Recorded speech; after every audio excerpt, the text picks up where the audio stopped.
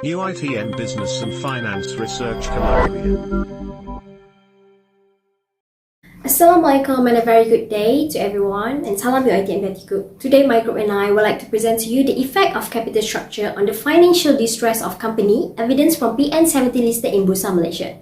Researcher and presenter consists of Nurliyana Batrisyia, Amirah Qasrina, Nornabila and Nabihah Sayyidah.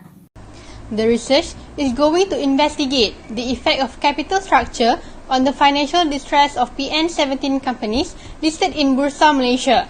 The variable data that will be used consists of 5 variables such as financial leverage, debt maturity, equity structure, asset structure, and the sales growth on financial distress. The data that will be collected secondarily are from reliable data from Thomson Reuters, Icon, and Bursa Malaysia, which consists of 22 companies from 2016 to 2020. This research is adapting and adopting theoretical framework from the study of capital structure on the financial distress of non-financial industries companies listed in Bursa Malaysia stock. The research has the general intention to investigate the effect of financial leverage, debt maturity, equity structure, asset structure, and sale growth on financial distress of PN17 companies listed in Bursa Malaysia. The hypothesis for this research contains of HO, which is there is no significant relationship, and HA, which is there is a significant relationship. The hypothesis includes the relationship between financial leverage, debt maturity, equity structure, asset structure, and sale growth with financial distress. There are background of study, which first is overview of financial distress on non-financial listed companies in Malaysia. In recent years, a lot of companies fail cases where they are big companies can go bankrupt and leads to financial distress. Next, overview of legal regulatory body in monitoring the non-financial firms that undergoes financial distress, where in Malaysia called Security Commission Malaysia. PN17 refers to Practice Note 17, which is issued by Bursa Malaysia's main market, where businesses are undergoing financial challenges. Besides corporate leverage of non-financial companies listed in Bursa Malaysia, the Statista shows in 2017, the non-financial corporate leverage in Malaysia is at 105.4% of Malaysia's GDP. Next, issue between the capital structure and the financial distress in non-financial companies listed in Bursa Malaysia. Due to the lack of awareness, manager may make financing decisions where business may confront unavoidable financial distress and threat of bankruptcy. Next, problem statement where according to Bursa Malaysia, there will be more listed companies at PN17 or fall in financial distress this 2018 due to the worn down by attrition brought by the looming economic slowdown.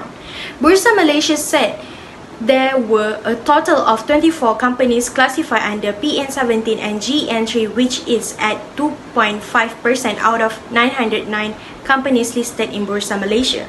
For example, well-known companies that are in group of PN17 like Utusan Melayu Berhad and Sumatic Resources Berhad. Besides, the pandemic could be one of the reasons to impact the financial stability of a company. When the companies had been listed as PN17, the impact is that the company has to undergo a few exercises to comply with requirement of Bursa Malaysia. If company are failing to comply, it will result in suspension in trading list securities, which it will trigger by any one of the criteria would not be classified as PN17. This shows how greatly increases in bankruptcy and how few factors that have affected company financial could lead to bothering the capital structure of the company. Next, I will talk about literature review. Literature review includes theoretical and empirical literature.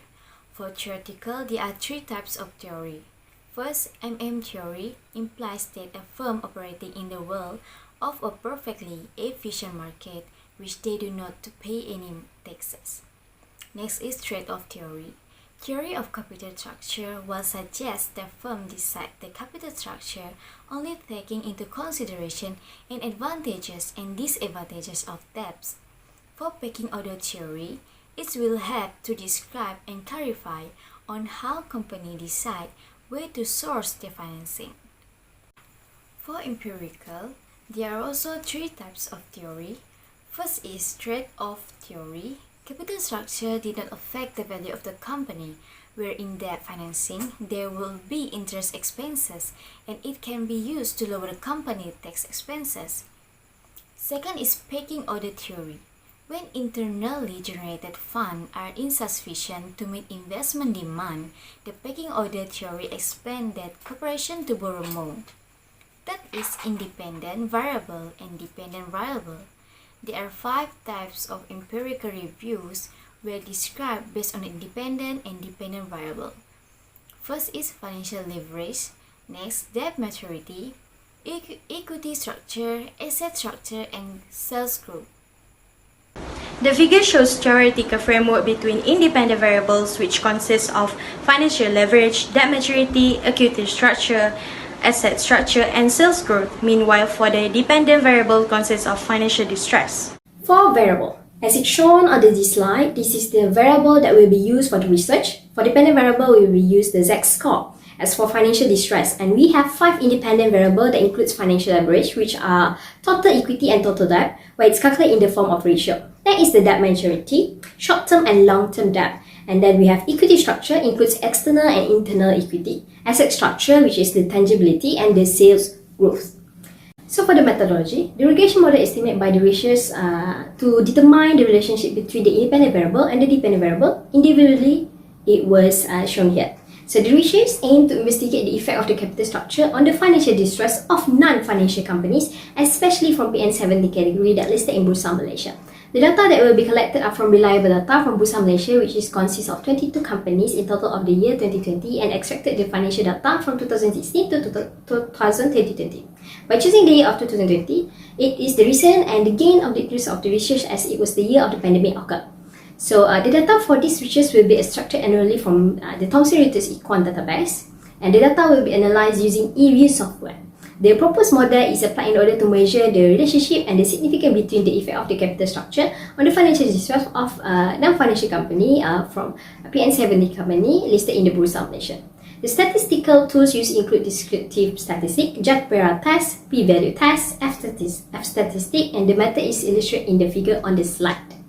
Next is the descriptive analysis. The study period of the sample of non-financial firm listed in the Bursa Malaysia, specifically on the PN17 company, and the mean of the Z-score index of the progress sample data is at 4.251, which is indicate the majority of the observed company were not in good health financially in relation of the Azman distress zone. So furthermore, the table also show that the majority of the observed company were using internal equity compared to external equity, whereby 78.60% and 51.52% respectively. It indicates that the selected company were utilizing more retained earning rather than share capital. And short-term debt were contributing more to the total debt compared to long-term debt among the observed non-financial firm, which whereby the mean of those elements were 54.29% and 60.70% respectively. It shows the amount of the observed of the company were preferring short-term over the long-term debt to finance their asset. This situation can be explained because long-term debt usually will be followed by high interest cost, as the longer of the time of the borrowing period, the riskier the possibility of the company to pay back the loan. Furthermore, long-term debt also require the company to provide high collateral for the security, which not all companies are capable to meet it. So moreover, the result of display also illustrate that among of the selected non-financial company, debt seem has contributed more to the capital structure compared to equity, whereby the mean of the each element were 44.76% and 43.96% respectively. The result shows that it describes the amount of the observed of the company, their total asset were approximately filled by non-current asset, whereby the mean of the tangibility was 53.52%, which was more than 50%. However, in the lowest value of this element was 0.00%, indicates that some company will mostly do not have non-current asset in total asset, which can be indicated that the company is going to insolvency or experiencing financial distress. It was explained that distressed company do not have non-current asset or even empty because this company will usually sell the fixed asset to pay back the loan. In terms of the normality, out of the all 9 variables, which include the dependent variable, which in financial distress there are only 3 of it found to be normal. Another five of variables show us normality, not normality, which will be proceed right away to explain the correlation and the regression of the analysis. Next is the test. Here is the test that has been done and can be done. Firstly, the normality test. It shows that the probability is more than 10%, which is 72.89%. Hence, it indicates that it accepts the null hypothesis and rejects the alternative hypothesis. It indicates that the observed data for each studied variables will normally distribute. And then we have unit root test. It shows that all the variables have p-value lower than 5%. It indicates that the observed data was unstationary since there are p-value that are higher than 5%.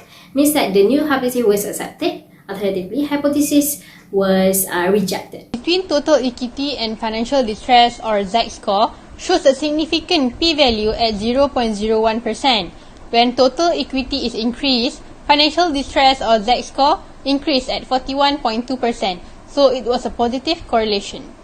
Between total debt and financial distress, or z-score, shows a significant p-value at 2.55%. When total debt is increased, financial distress, or z-score, decreased at 23.7%. So it was a negative correlation. This is because there is an increase in debt. Between internal equity and financial distress, or z-score, shows a significant p-value at 3.93%. When internal equity is increased, financial distress, or z-score, decreased at 21.9%. So it was a negative correlation. Next, between tangibility and financial distress, or z-score, shows a significant p-value at 5.11%. When tangibility is increased, financial distress, or z-score, decreased at 20.7%. So it was a negative correlation. For regression, probability F statistic, if less than 5%, our model is fit. Since the F statistic is less than 5%, that means our model is fit. In our case, the independent variable for this model can explain 29.5% of financial distress. Relationship between financial distress and total equity is significant. Negative relationship between financial distress and total debt, short-term debts, is not significant. Positive relationship between financial distress and long-term debts is not significant. When total debt is increases even 1%, the financial distress will increase at 63%. When short-term debt is increased, the financial distress will increases at 0.15%. When the sales growth increase, the financial distress will decrease at 53%. So lastly, here is the summary of the finding. As you can see, the research discovered that the capital structure has significant effect toward the financial distress. The result shows that the internal equity, asset structure, and sales growth has a negative and significant relationship toward the financial distress. And thus, increases in this variable will lead decreases in company's z-score value, and hence it increases the financial distress level of the company. And this shows that the research did rejected the null hypothesis and for the internal equity, asset structure, and sales growth.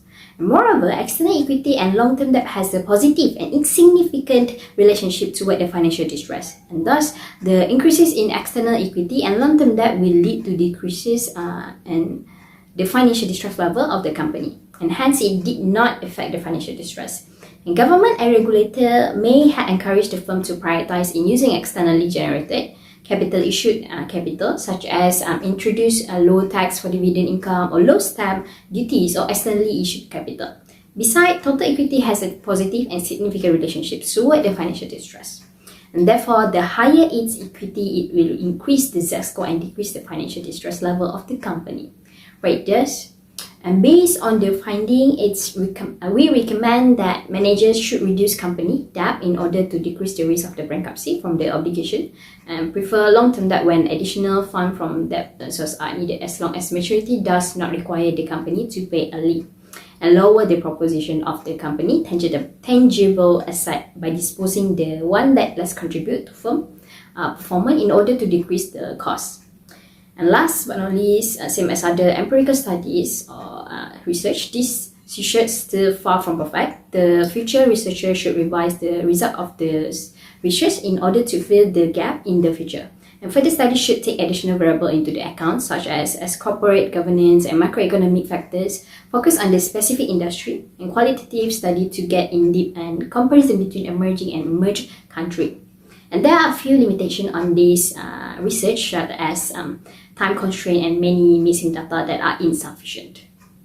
Thank you.